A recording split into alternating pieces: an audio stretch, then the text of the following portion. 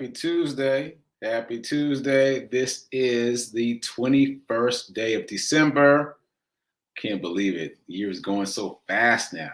21st day of December. This is the 62nd episode of season 2 of the Be Your Own Hero show.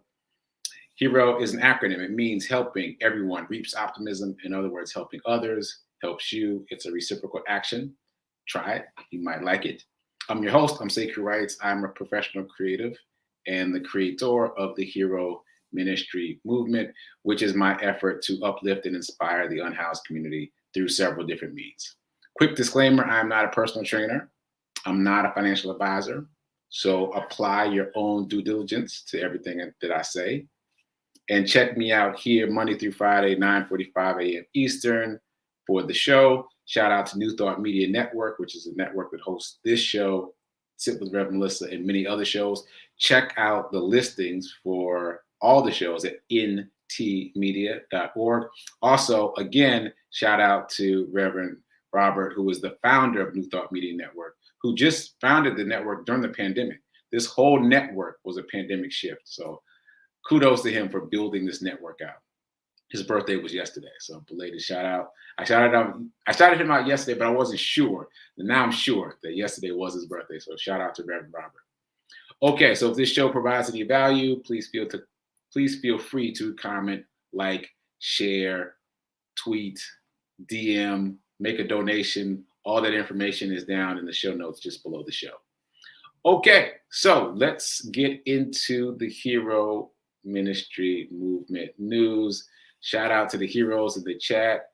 Shout out to Gladys. Shout out to Nan. Happy solstice. Yes, indeed. Shout out to Tim with the morning cup of coffee for everyone.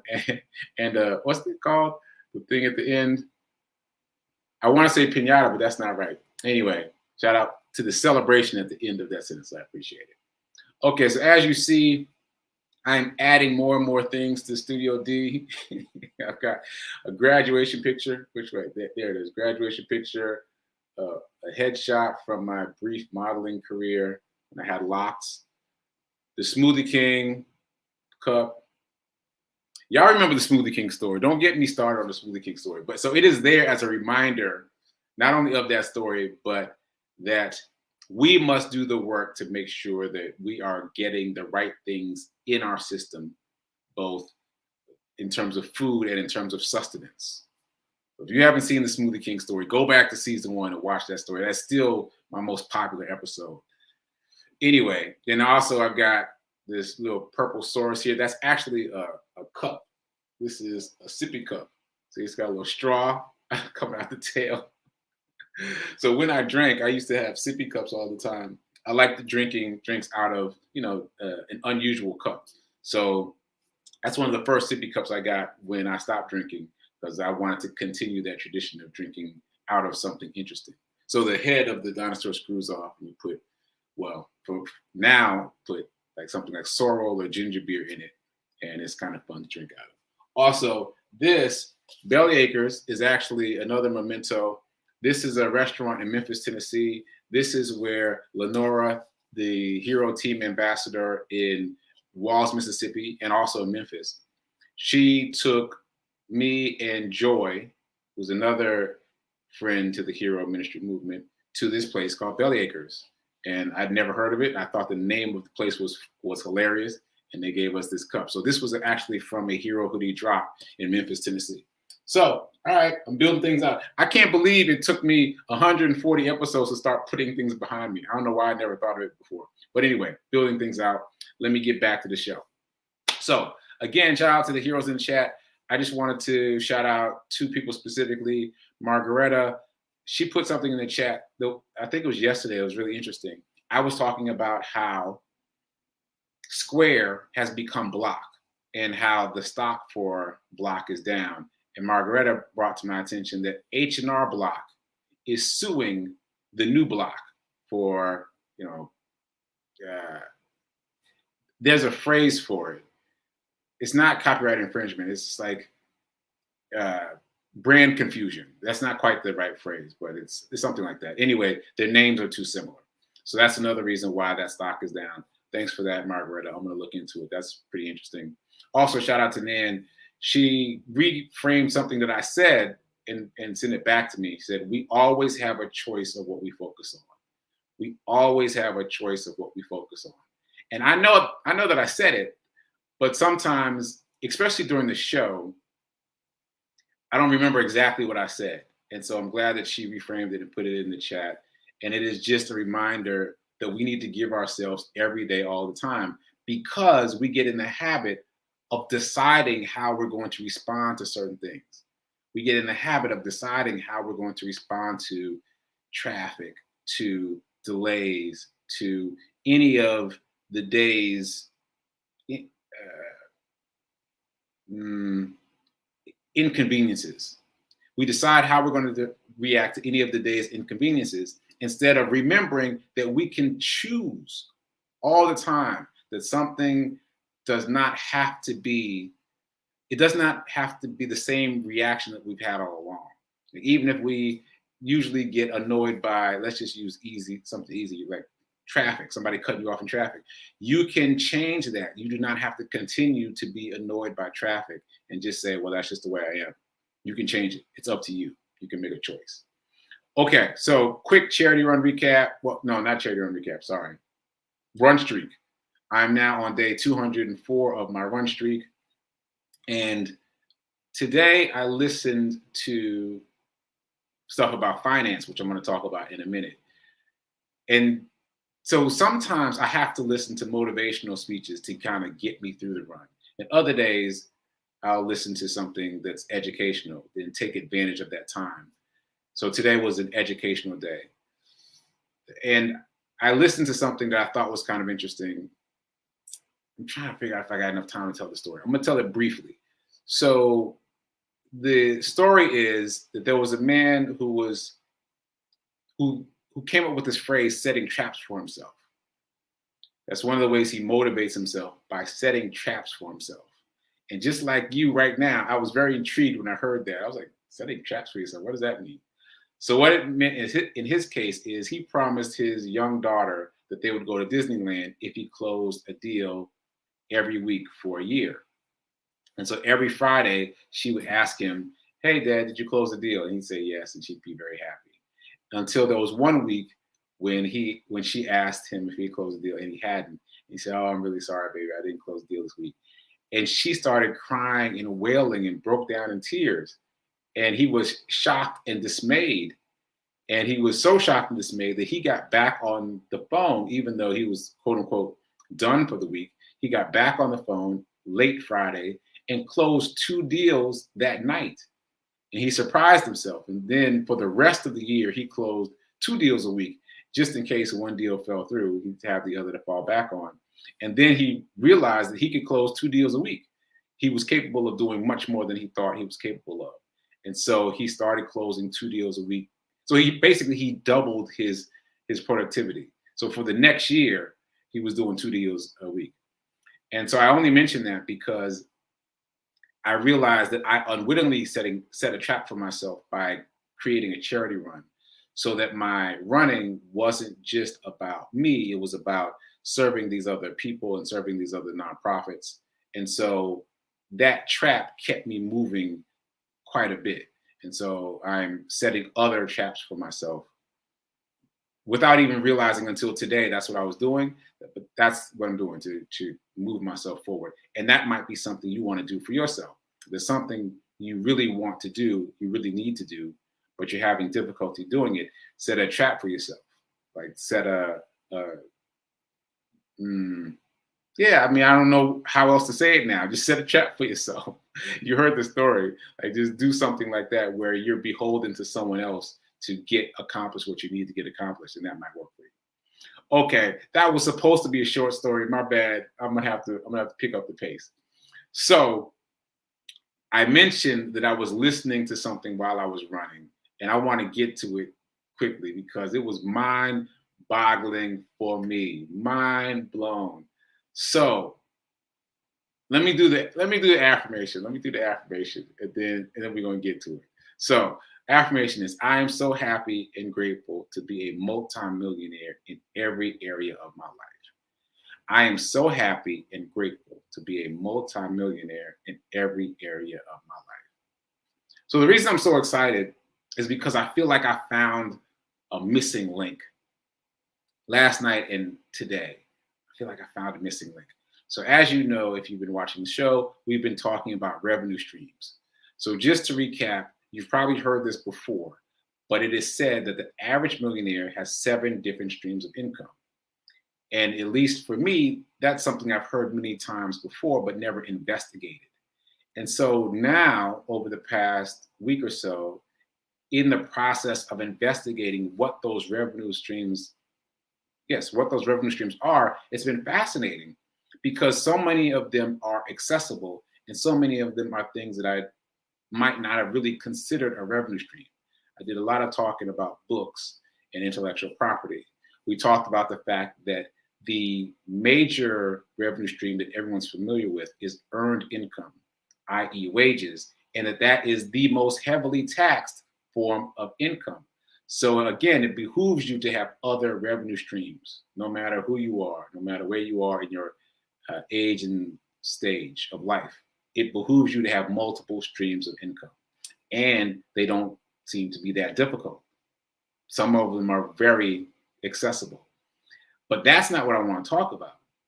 What I want to talk about is last night and this morning, as I was continuing to look at streams of revenue, I kept hearing this phrase. The phrase is high income skills. High income skills. You probably heard this phrase before too. And again, if you're anything like me, you kind of took it for granted. Well, let's explain why we should not have taken it for granted. So high income skills are not the same as a high income job. High income skills are not the same as a high income job. You can get paid a lot on a job, but it's still a job. It is still wages. It's still earned income. It's still a single supplier of income, of revenue. High income skills, it turns out, and I pulled the Reverend Melissa, I Googled it and went down the rabbit hole. High income skills, it turns out, is something that's transferable and independent. And the definition that I found when I Googled it is essentially this. High income skills are skills that can pay you around $10,000 per month, and that they're non-college skills. So let's rephrase that. High income skills are non-college skills that can pay you $10,000 per month. Well, what? Right? What, pray tell, are these skills? So I did a lot of research, a lot of Googling, and went down the rabbit hole of these high income skills. And you will be shocked to know how accessible these skills are. I mean, they're non-college skills. That means that they're infinitely accessible because we're not talking about a 4-year degree. You know, we're talking about things that you can learn in continuing education classes. So there are many. And I'm going to just tell you the homework now. I haven't given homework in a long time, but please do yourself a favor and just Google high income skills. You will be shocked. That said, I'm going to tell you about a couple of them that were interesting to me. So here's 3. Yeah, here's 3.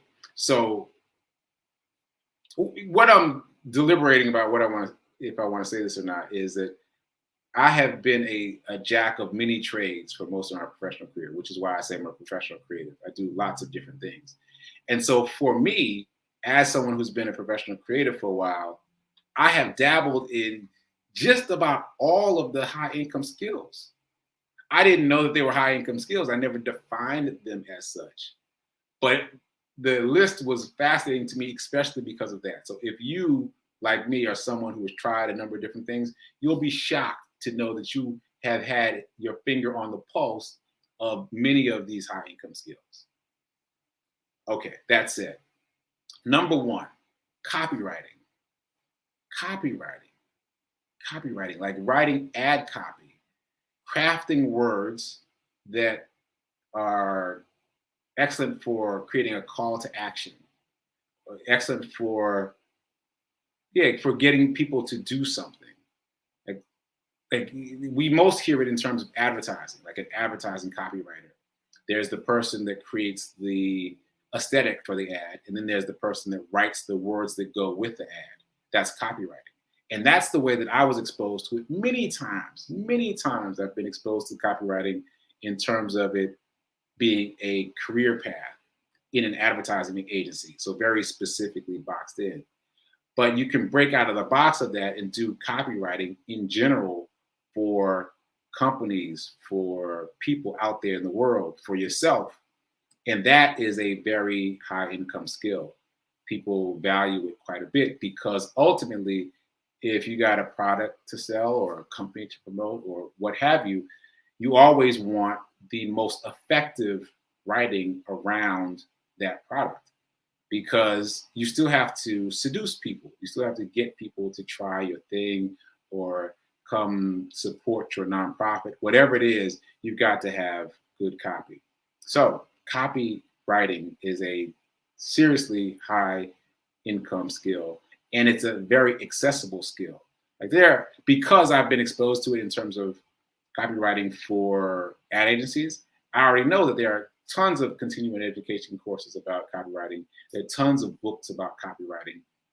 I didn't think about it in the way that I just thought about it, that you can make yourself available as a freelance copywriter and make significant amounts of money. Matter of fact, one of the people I was listening to this morning said that he made himself a millionaire just by copywriting, freelance. That's all he was doing.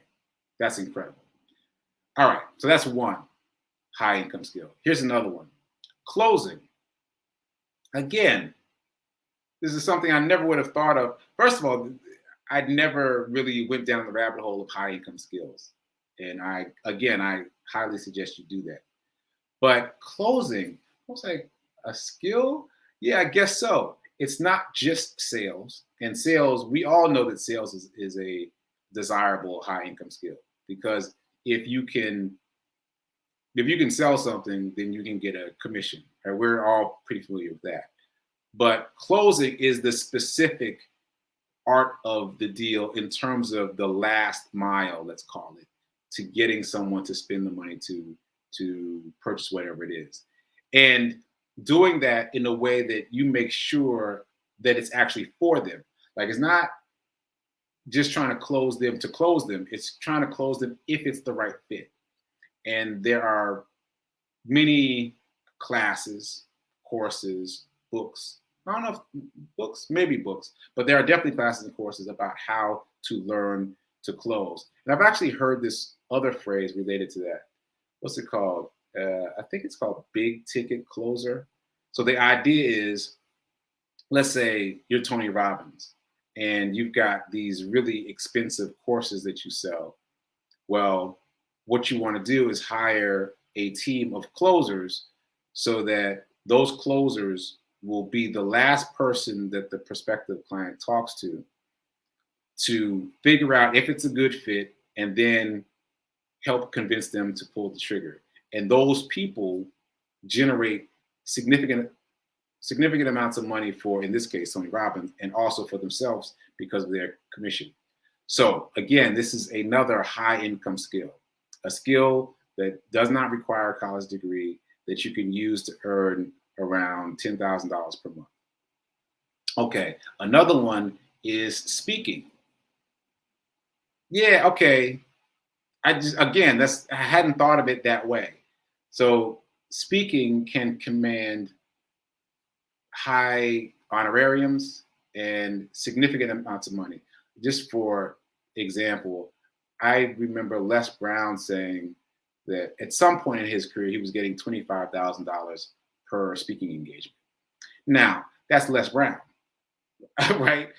But the point is that if you do enough speaking and if you really pursue it actively, you can get paid, you can get compensated very well for speaking to the right people in the right places. And actually, I don't know if I mentioned this, but when I opened for Les Brown, which again, bucket list moment, amazing. When I opened for Les Brown, I was feeling kind of nervous about that for obvious reasons. So I took a class about public speaking. And the teacher of that class was and is making six figures. And he's someone I've never heard of before. Like Les Brown, we all know. There are other speakers that we all know. Tony Robbins, we all know. But he is making significant amounts of money speaking to high schools all across the nation. So again, high income skill. So far, I've only talked about three. I've talked about closing, I've talked about copywriting, I've talked about speaking. But the idea is these are skills that you can use to accumulate large sums of money with less time, which leads me to my next point. We've talked here in this, let's not call it a course. We've talked here on this show about not trading time for money, not trading time for money, not trading time for money. That's one of the rules that the people who talk about money give often. Stop trading time for money. But really the question is how? And thus far, we've talked about religiously taking 10% out of whatever time you do get for money and setting that aside. If you can do that religiously, if you can take 10% of any money that you get and set it aside, you start to accumulate money that you can use to invest, right? And then that starts to begin the process of weaning you off of spending time for money.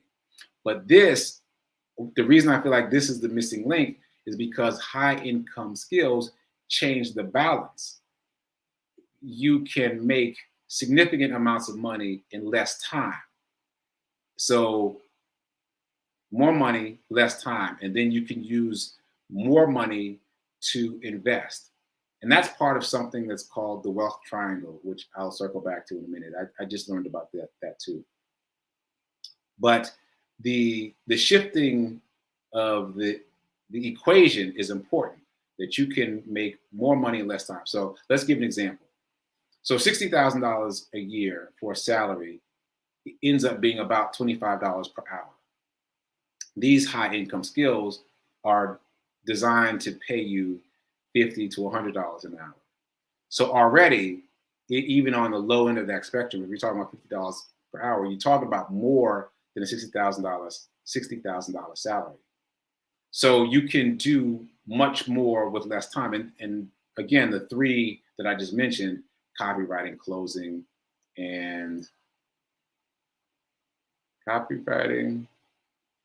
speaking, they all require time, but they require less time than you would spend, in a 40-hour work week, let's say.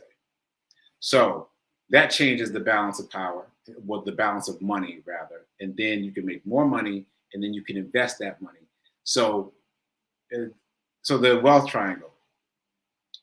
What people typically do is invest in small yield options like 401k, like mutual funds, low yield options, as opposed to high yield options like stock market, real estate.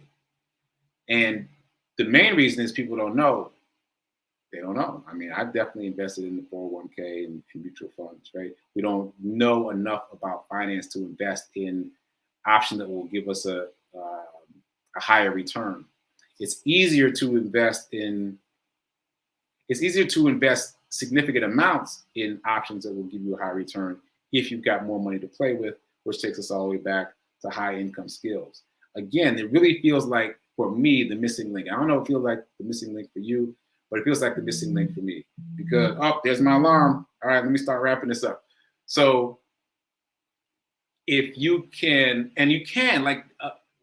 what amazes me is how accessible these skills are, even with just the three I listed. And mind you, I went way down the rabbit hole. I've got a list on my phone now of about 20 different high income skills. There's so many, and they're all accessible. Like you can go online and take a class. You can decide which of the high income skills most resonates with you, or that you already have the most experience with, and just double down on it and be able to generate more revenue. And then that enables you to invest more money into high yield investments, which enables you to have your money work for you, which enables you to stop trading time for money. So that's the triangle, the wealth triangle. So fascinating, fascinating stuff.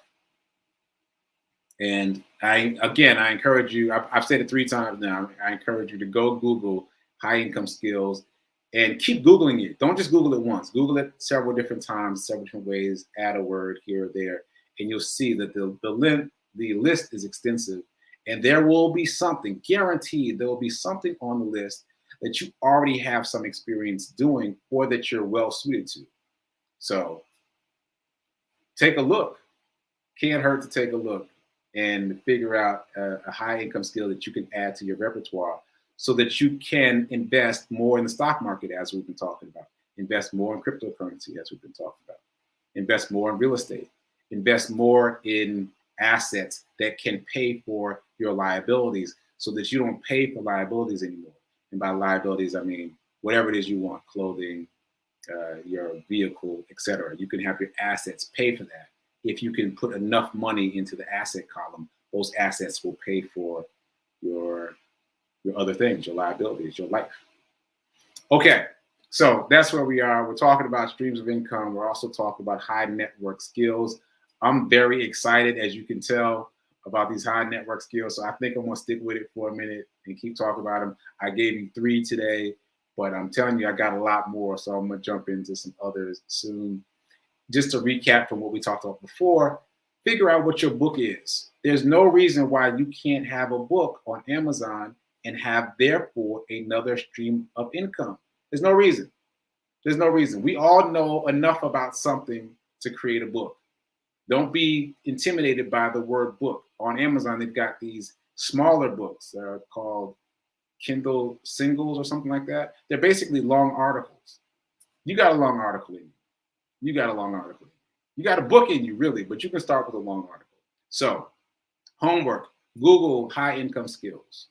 Also, homework, figure out what your book could be. Let's call it a booklet to make it sound less intimidating. What your booklet could be. Let's figure out what your booklet is. Let's figure out what your high income skill is.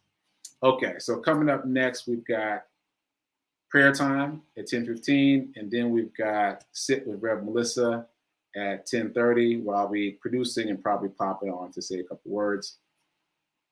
And just looking at the notes again, yes, I will circle back to the wealth triangle then, because I want to understand it more clearly.